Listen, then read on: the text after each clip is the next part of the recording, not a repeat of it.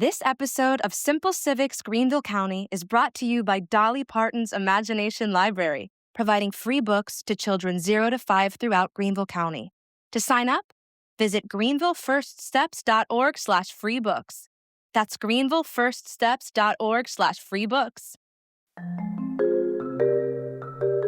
Have you ever been in downtown Greenville and found that you can walk Main Street from Floorfield to the Hyatt without getting bored or tired?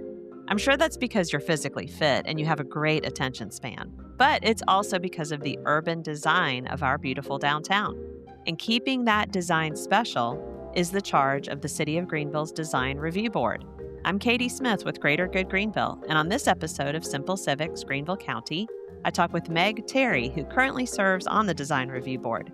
She is well qualified, having previously been a member and chair of the city's Planning Commission, and having served on the DBR once before that. She's also the principal and chief marketing officer for DP3 Architects. Meg loves this community and has lived in Greenville for 25 years. She covers the design principles that make downtown special, the role of the DRB, and some examples of the DRB at work. Take a listen so you can experience our downtown with a different lens and possibly raise your hand to serve on the Design Review Board or any of our city's many other boards and commissions.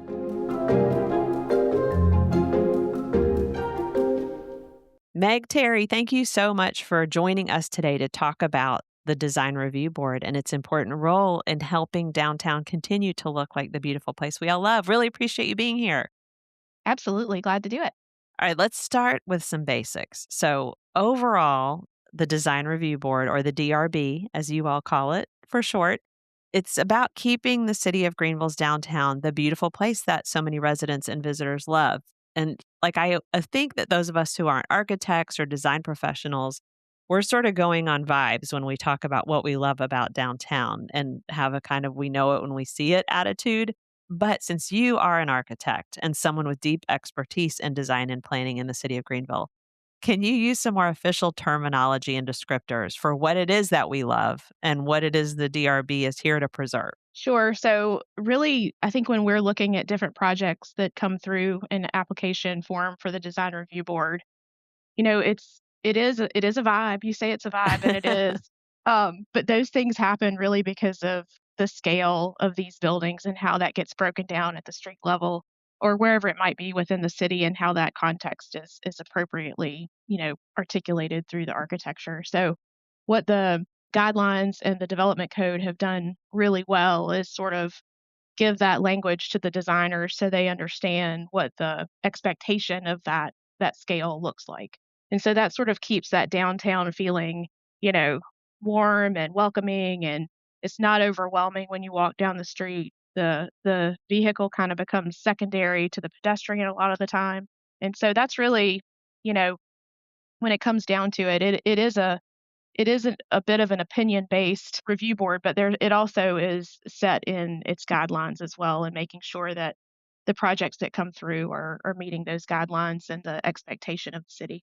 Good, good. All right, so let's talk about what even is downtown. I bet if we brought out a map and asked residents to, with a marker, draw around what they define as it, we'd see some variation. But I suspect you all have a very specific set of boundaries for downtown per the DRB. Right, we do. So interestingly enough, before the zoning code was changed a few years ago, and the entire city was rezoned, there was the C4, which was essentially the central business district. And that really sat between what we would call the 4-lane boundaries, so Academy and Church, down to really kind of where the ball field at Floorfield is. So that was sort of the C4 boundary, and what was applicable to Design Review Board review.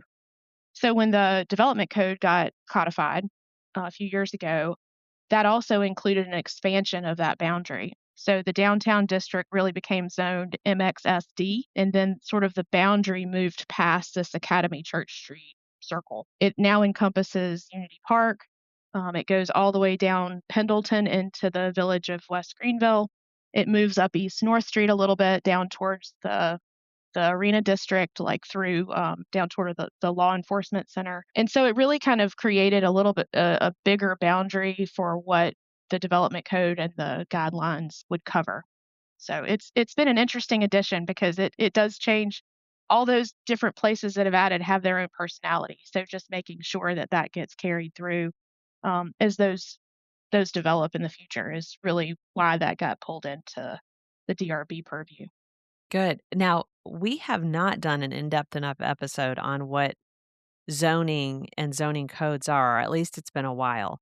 Maybe could you touch for a second on what is zoning and then specifically what does an MXSD zoning code mean? Sure. So every property within the city is zoned per the development code standard of that particular zoning class, whether it be residential or commercial or high density commercial. So what happens within the sort of the design review board limits is MXSD is really a downtown storefront type zoning. So you could also have um, MX2, MX4, and those really were going to sit more like on the Lawrence Road corridor. There's a business district that would sit kind of on Haywood Road. It really, the zoning districts start to define how high a building can be, how far it's set back off the road, what the requirements for how that is articulated against the public way. So it really defines the parameters. And we have a form-based code, development code, which means that it's very prescriptive in dimensionality of how you develop buildings on that particular site. Okay, I can imagine that. So for my house, I'm sure it is zoned some kind of residential and says that it can only be so many stories and has to be so far back from the street. So for downtown, there's a whole different experience about what kind of door would it have? How tall is it against the sidewalk? That's all the stuff I'm sure you get into. The amount of glass it might have on for articulation. So there's this pedestrian experience as they're walking. It'd be really bad to walk down Main Street and see a big blank wall um, of masonry or whatever it might be. So just being thoughtful about how that gets articulated in the pedestrian zone is really what that starts to talk to, amongst other things. So we love downtown. What is defined as downtown is now bigger. But again, like you said, each area has its own unique character that we know it when we see it.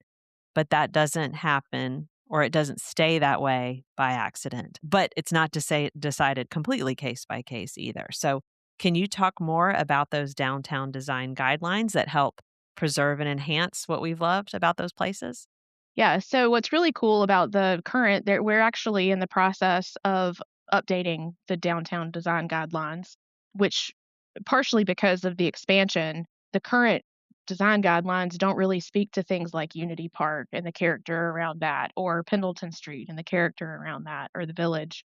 And so trying to create sort of this synergy between what we love about downtown and how we carry that through, to the next sort of development node, which follows the GVL 2040. It all kind of stems off that GVL 2040 of the node concept and trying to carry that through the development code all the way through to the guidelines. So that language has to be sort of a consistent thread and intention from start to finish. So the current design guidelines is broken down sort of in a public and private realm type setup. So that may be, from how the vehicle is treated in a parking lot, if there's landscaping required, what the intention of the pedestrian walking by that might look like to shield the cars. But then it also has to do with utilities and how if there's a transformer sitting on the street, you don't necessarily want to walk by the transformer. So just being thoughtful about how that gets handled, just the utility of a city. But it also comes down to lighting and landscape furnishing and how essentially we are experiencing the public realm. And that sort of sits more on the public side. And so it gets really intricate when it comes to a lot of those things. But what's cool is as we're reviewing these for DRB, the staff is really great about breaking it down. Each of those has a section. So there's, a section for each type of requirement. And so the staff does a really great job of breaking that down and analyzing with if that project meets that requirement or not as you're reviewing it for design review board and ultimately denial or approval. Okay, so for listeners, Meg referenced GVL 2040, which was our comprehensive plan, which then led into our Greenville Development Code. And we have done an episode, one of our most popular ever, with Shannon Laverin, who's now the city manager. And so we can put that in the show notes so you can listen back a bit to that history.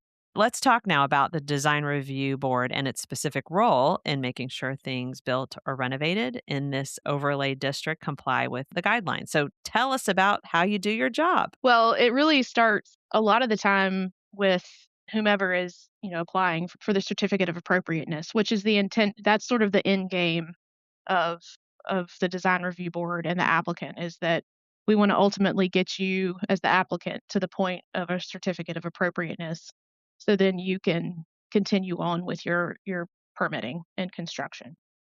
Now all those what we call CA, certificate of appropriateness, at the end of your project, staff will come inspect that everything that's within what we approved as design review board, make sure that was all completed as we approved it, and sign off, and then you get your ultimate, CA and your occupancy for the building. So it really starts with meeting with staff, the applicant meeting with staff, kind of presenting, and this is the ideal way. It doesn't always go this way. But our staff in the city is extremely open, willing to meet, wanting to make sure anybody understands the process as best they can. So ideally, and it's hard because not every city is like that. Sometimes that staff is very closed off and authoritative, and that is not at all the way this city operates, which is fantastic. Um, and so reaching out to them saying, I've got a project, can we meet? Can we talk about that? It'll a lot of the time get through and be ready to be, informally reviewed. And so what's really cool about the design review board that doesn't really happen on planning commission is that we're able to have a 2-member informal review with the applicant and really talk about the project in depth and understanding what exactly the goals for the project are. And so we can do that as a 2-member review. And then from there, it really goes to what's called project preview meeting, which is sort of the replacement for a neighborhood meeting, that the city has started doing, which is really fantastic because it happens once a month. It puts all of the projects really from Planning Commission and DRB together, so the public can come to one place at one set time every month and sort of see that what's coming up on the agendas as a preview, and be able to have comment with the applicant, with staff, and all that happen in a environment that's comfortable and sort of controlled. Because I think with neighborhood meetings, sometimes it's hard to find a place to meet. It might be at a weird time, so it gives everybody a level playing field. So that's what we call PPM, and that happens usually 60 days prior to your design review board agenda. So let's say, we go to PPM in January, we're going to design review board in March. And so sometimes another informal review may happen in there, just depending on how complex the project is. But ultimately, we get the staff report about a week prior to our design review board meeting, which is a public hearing. And so we're able to review that, to, think through comment, form our opinion if it meets the guidelines, if it doesn't, where we see, improvement possibly being able to take place. So then it gets presented by staff at the design review board meeting. The applicant has a chance to speak and present it in their words, and then it's open to public comment. So anybody that is in opposition or is able to speak for 3 minutes and, convey their point of view, and then the board takes that into consideration as we deliberate. And then usually it's decided there, and if it's not, it gets deferred potentially, which just means that there's some more information that's required or that we would like to see before we're able to approve it. But, it's almost there. We just need a little bit more time to resolve some things, but we don't necessarily want to deny it either. So that's something that I think sometimes people don't realize is an option, and it actually, because if it gets denied, you have to wait, I think it's 12 months to have to come back to reapply. So we don't necessarily want people to have to do that if they're close, and it's just little things that are able to be taken care of. So that's kind of the process. That's helpful. We have on several different episodes talked about how government is slow and how that's often said as an indictment of some kind, but in my opinion, in many cases, it is appropriately slow. And I feel like what you just described is that this is usually an expensive endeavor for someone to plan to build or renovate a building. and they deserve a thorough consideration of it. But the neighborhood needs a chance to say, hey, wait a minute, what's going on? I need to go to the meeting. I need to rally my neighbors. So what you described really shows the strength of a appropriately slow process, and one that is kind of there to serve everybody, to not necessarily outright reject, but give people time to make a change. That's right. And these projects can be really complex. And that's what, there's a lot of moving parts between whether it's a public private partnership or whether it has to do with engineering within the city and having to do, some sort of infrastructure to. So it takes time to process those things. And I think the city's done a really nice job of setting that up in a way that's friendly. So, Meg, what are some interesting or difficult or exciting projects that you've seen come before the DRB lately? So there's two very different projects that we've seen that are happening really catty-corner to each other. One is a revitalization of what we so lovingly deem the baby Bilo. Okay, so for those of you guys who aren't longtime city residents, the Baby Bilo that Meg is referring to was a smaller Bilo grocery store than the norm, and it was in a shopping center that is still located at the corner of West Park Avenue and North Main Street. It backs up to Academy Street. So that plaza is still there, although the Bilo is no longer. It's a really good, use the building stock you have, bring it back to life. And it's a difficult site. There's a lot of things going on that site that a lot of people looked at and to try to redevelop it in a different way, but ultimately revitalizing it and renovating it became the goal. And that's what they're doing. On the opposite side, you've got quite a large multi-tenant housing project that's been through a lot of scrutiny. They obviously have neighbors that are interested in that project and they've engaged them, and that's been part of the process, which is really what this process intends to do. And so making sure that they're having those conversations so the neighbors know what's happening and understanding that that's impactful to everybody that's surrounding the site. So that particular project came through DRB first as a massing, talking about height, how it sits on the site. We've seen that project a few times now, and then just recently it came back for its architecture and landscape approvals. And it's going to be an exciting project, and it will definitely change the landscape of that area. But, that's part of what GVL 2040 and the development code prescribed for that area, for that corridor. And so really with the revitalization of the old Bilo site, with this, it's going to create a different synergy around that and the park.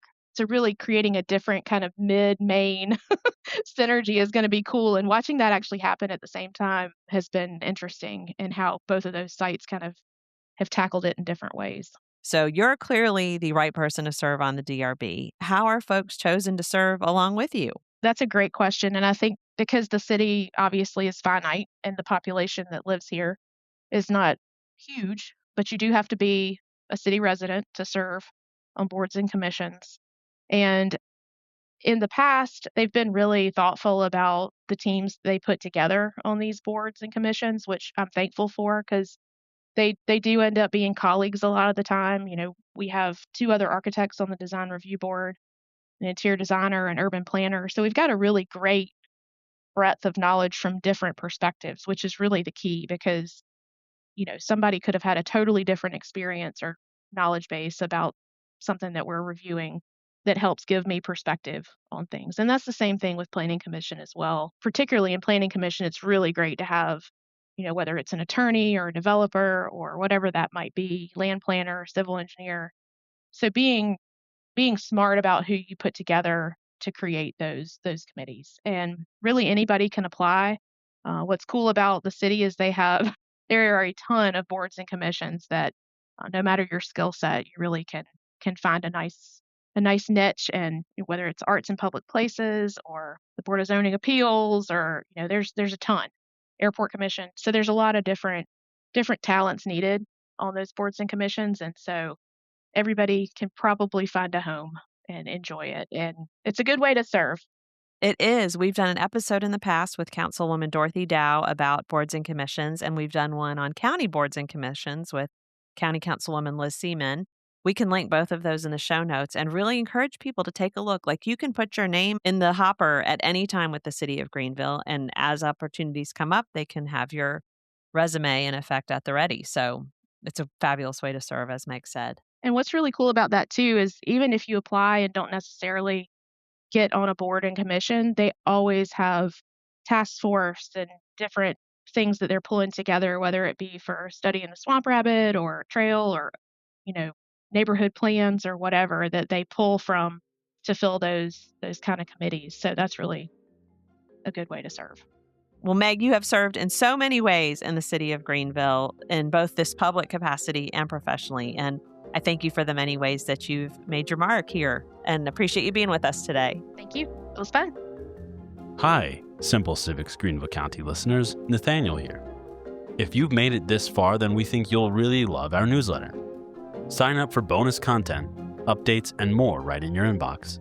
Look for the link in the description that says newsletter to sign up, or visit us at simplecivicsgreenvillecounty.org. Find the link in the menu that says newsletter and sign up there. We'll see you again next week.